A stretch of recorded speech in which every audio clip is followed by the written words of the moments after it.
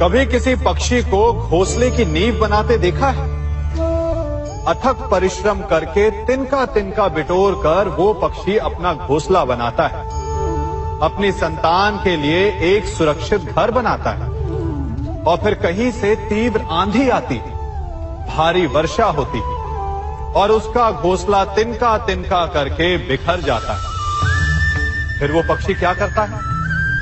वो रोता नहीं, ना ही विलाप करता है।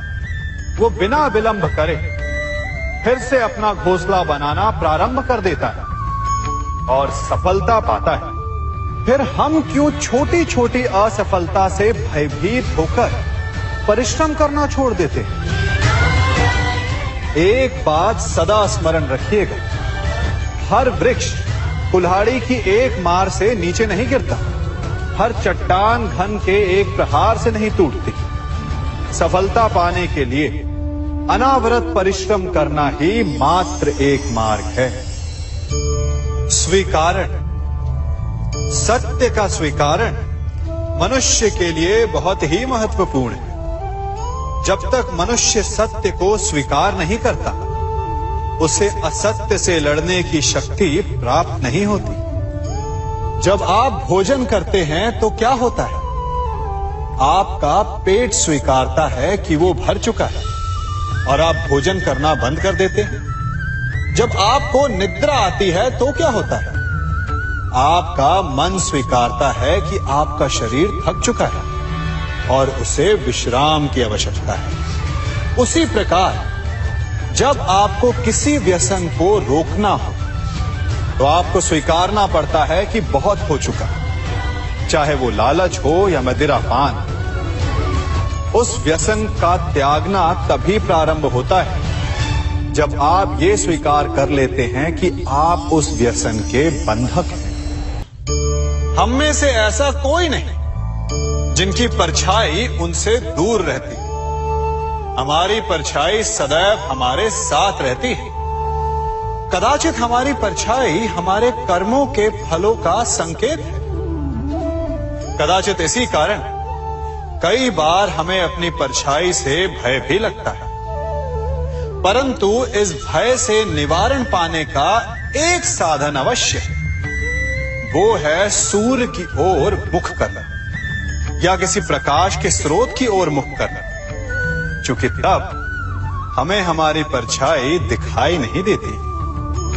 यदि इसे जीवन के संदर्भ में देखें तो ये प्रकाश का स्रोत शुभ कर्मों की चेतना है। यदि आपके मन में शुभ कर्म करने की इच्छा है तो आपको कभी भी अपने कर्मों के फल का भय नहीं होगा, क्योंकि यदि आपका मन शुद्ध होगा तो आपके कर्म शुद्ध होंगे और शुद्ध कर्मों का फल कभी अशुद्ध नहीं हो सकता।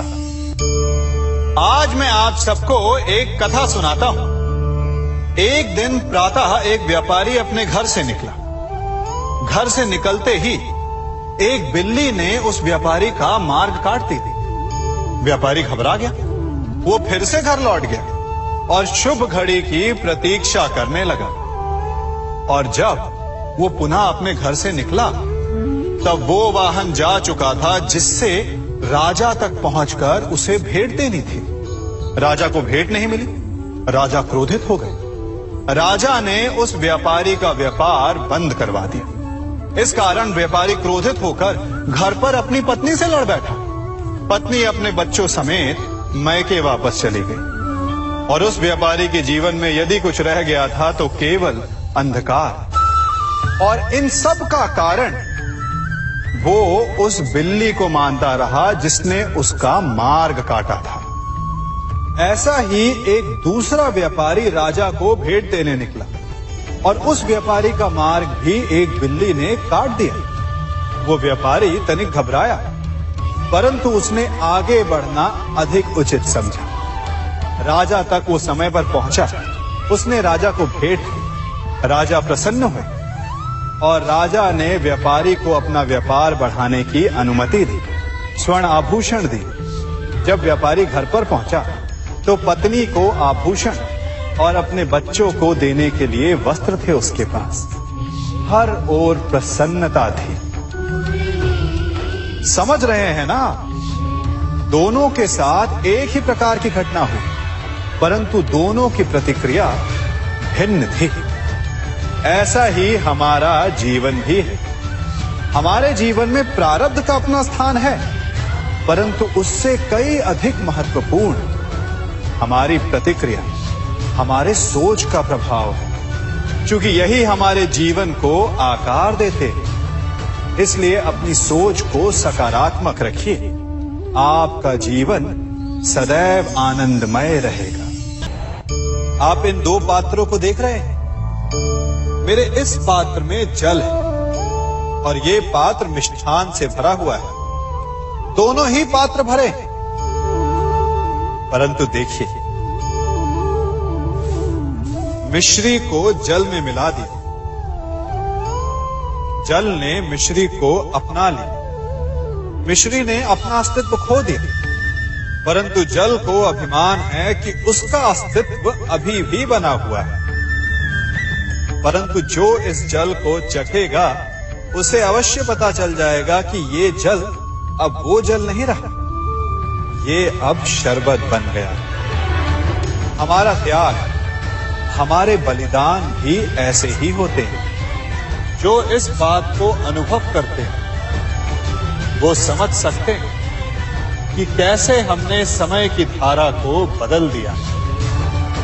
जो बलिदान देते हैं उनका अस्तित्व कभी नष्ट नहीं होता, अपितु उनका बलिदान संसार में कुछ ना कुछ परिवर्तन अवश्य लाता है।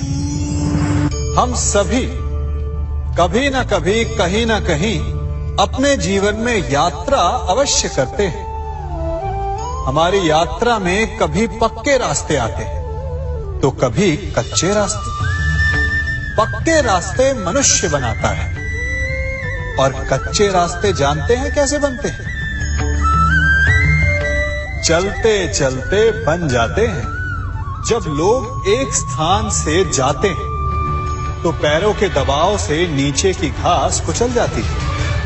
बार बार उस मार्ग से जाने से धीरे धीरे मार्ग स्वतः ही बन जाता है। और यही जीवन है, यही नियति है। जब आपके जीवन में आपको मार्ग ना मिले तो रुकिए नहीं, आगे बढ़ते रहिए और आपके पैरों के दबाव से मार्ग स्वतः ही बन जाएगा। हम सभी अपने जीवन में सफलता चाहते हैं, है ना?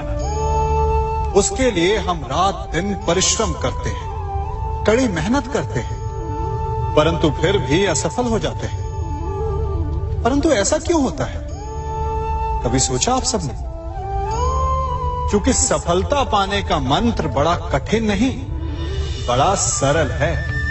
उचित विचार, उचित समय, उचित स्थान पर उचित प्रहार। जब आपके विचार, समय, स्थान और प्रहार यानी परिश्रम उचित है तो सफलता आप ही को मिलेगी। जिस प्रकार एक लोहार लोहे से कुछ बनाते समय उस लोहे के सही ताप तक के आने की प्रतीक्षा करता है और समय आने पर उचित स्थान पर पर्याप्त बल से प्रहार करता है और लोहा आकार ले लेता है, ठीक उसी प्रकार आपकी सफलता भी आकार लेती है।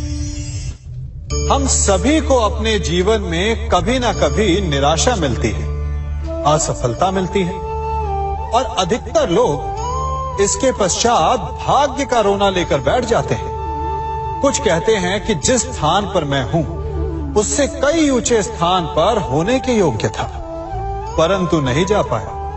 किसी को पीड़ा है कि उसे जो मिलना चाहिए था वो उसे नहीं मिला, भाग्य ही बुरा था।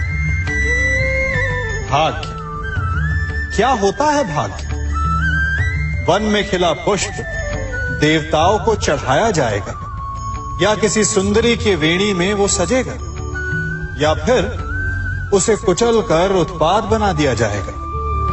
ये सब एक पुष्प के नियंत्रण में नहीं होता, परंतु जब तक उस पुष्प का अस्तित्व है सुगंध बिखेरना उसके वश में अवश्य है। परंतु भाग्य हमारे वश में नहीं, और जो हमारे वश में नहीं उसके लिए दुखी होने से क्या होगा। कर्म पर वश है, वो कीजिए और धीरे धीरे भाग्य आपके वश में आ जाएगा, क्योंकि कर्म ही प्रधान है।